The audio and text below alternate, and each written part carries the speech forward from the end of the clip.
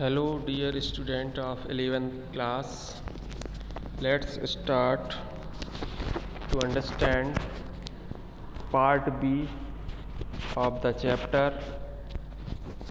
We are not afraid to die if we can all be together.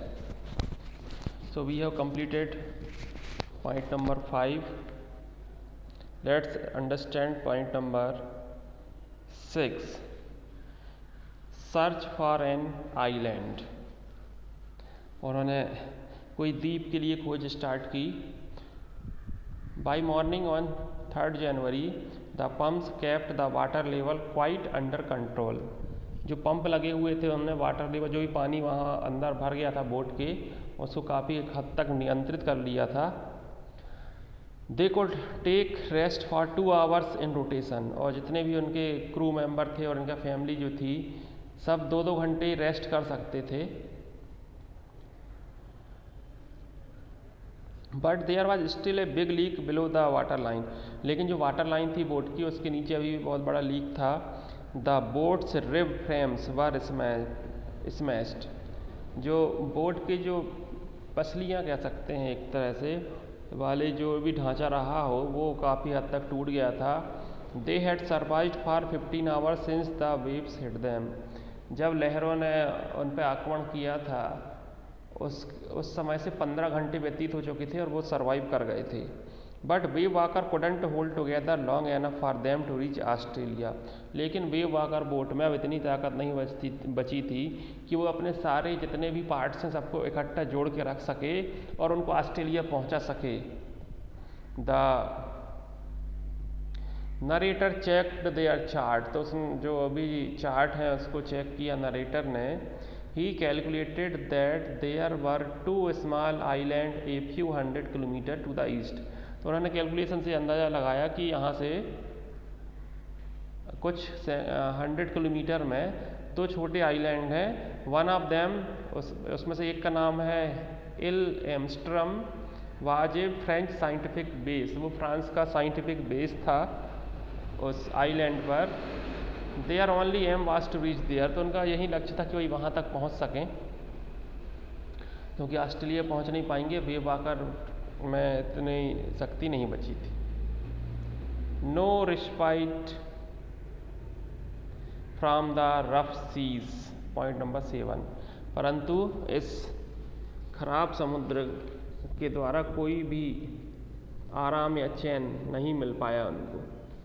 However, the great wave had put the auxiliary engine out of action. हालांकि जो बड़ी बड़ी विशाल दैत्याकार जो लहरें आई थीं, उन्होंने जो ऑक्सिलरी इंजन मतलब सहायक इंजन था उसको आउट ऑफ एक्शन कर दिया, खराब हो गया था वो। 4 जनवरी को the water level could be content. पानी का स्तर तो काफ़ी हद तक कंट्रोल कर लिया गया। They couldn't set any sail on the main mast. लेकिन वो मुख्य मस्ट पर वो कोई भी पाल नहीं लगा सके। However they hoisted the storm jib and headed for the 2 island. हालांकि उन्होंने क्या किया कि छोटी जो तूफानी पाल थी जिसके लिए वो होस्टेड द स्टॉर्म जिब वर्ड आया था, तो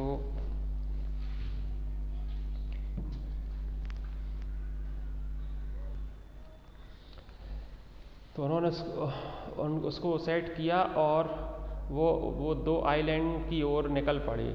दे ate their first meal in almost 2 days. 2 दिन बाद उन्होंने कुछ भोजन किया। But their respite was short lived. परंतु जो उनका आराम था, रिस्पाइट चैन था या आराम था या राहत थी, वो कुछ ही समय के लिए थी। 4 PM black clouds were building up behind them. उनके पीछे फिर काले बादल बनने लगे। Within the hour the wind was back to 40 knot. और 1 घंटे के अंदर हवा फिर से 40 नॉट की स्पीड से चलने लगी। The seas were getting higher. समुद्र की लहरें भी ऊंची उठने लगीं। The weather remain rough throughout the night. पूरी रात इसी तरह खराब मौसम चलता रहा।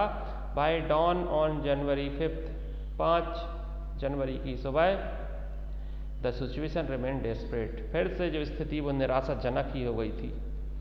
8th point, we are not afraid of dying. The narrator had now time. अब इनके लेखक के पास समय भी था वहाँ। He went in to the comfort the children, तो वो अपने बच्चों को थोड़ा सा कंफर्ट, उनको थोड़ा दिलासा देने के लिए गए। तो जोनाथन जिसका पूरा नाम था, John asked, daddy are you we going to die? His father tried to assure him that they would make it. तो जब जॉन पूछता है कि क्या हम मरने वाले हैं पिताजी, तो ये कहते हैं कि नहीं, कैसे भी करके हम यहाँ से निकल तो जाएंगे ही।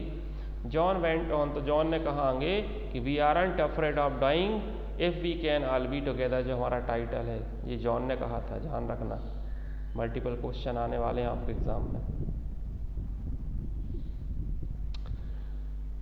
कि मरने से नहीं डरते यदि हम सब एक साथ हैं तो। द नरेटर वाज स्पीचलेस, तो यहाँ से जो लेखक था वो स्पीचलेस हो गए हमारे जो।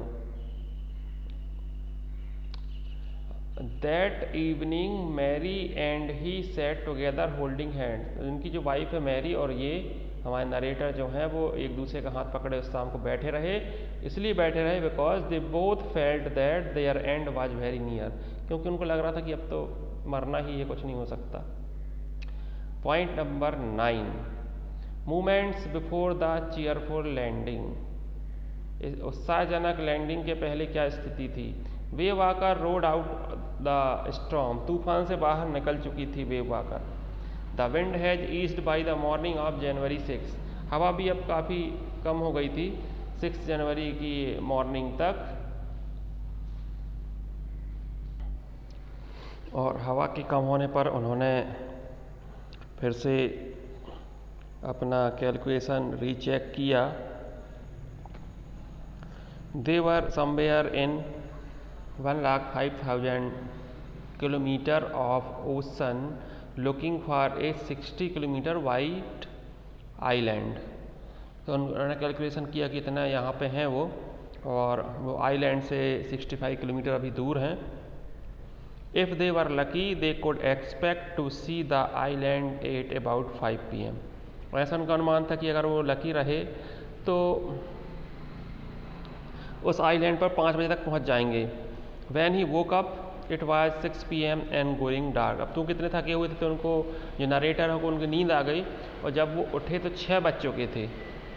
ही knew they must have missed the island, उनको लगा कि शायद अब आइलैंड हमने मिस कर दिया, अब तो बचने की कोई संभावना है ही नहीं।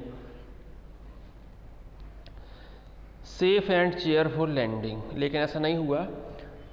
But his son Jonathan seem quite excited and happy, क्योंकि उनका जो लड़का था जोनाथन काफ़ी उत्साहित नजर आ रहा था, खुश नजर आ रहा था। He wanted to hug his father, अपने पिताजी को गले लगाना चाहता था। He asked his father if he could hug him, पूछता है कि क्या मैं आपको गले लगा लूँ। Sue was right behind him, Sue बिल्कुल पीछे खड़ी थी उनकी। When the narrator asked him why, he told him that he was the best daddy in the whole world and the best captain। तो वो पूछते हैं कि क्यों आज गले लगाया जा रहा है, मुझको क्यों हक किया जा रहा है। तो वो जोनाथन कहता है कि आप दुनिया के सबसे अच्छे डैडी हो और साथ साथ बेस्ट कैप्टन भी हो, आप बिल्कुल सही जगह ले आए हमको। He cried that they had found the island, उसने चिल्ला के बताया कि उन्होंने आइलैंड को, वो आइलैंड मिल गया उनको। The narrator rush to the deck and saw Ile Amsterdam before his own eyes, तो जल्दी से दौड़ के जैसे सुना इन्होंने नरेटर ने, तो वो भी भाग के डेक पे गए और देखा उन्होंने कि बिल्कुल उनकी आंखों के सामने वो आइलैंड था। दे एंकर्ड ऑफ शोर फॉर द नाइट, उन्होंने वहीं पे समुद्र तट के किनारे ही पूरी रात बिताई उन्होंने।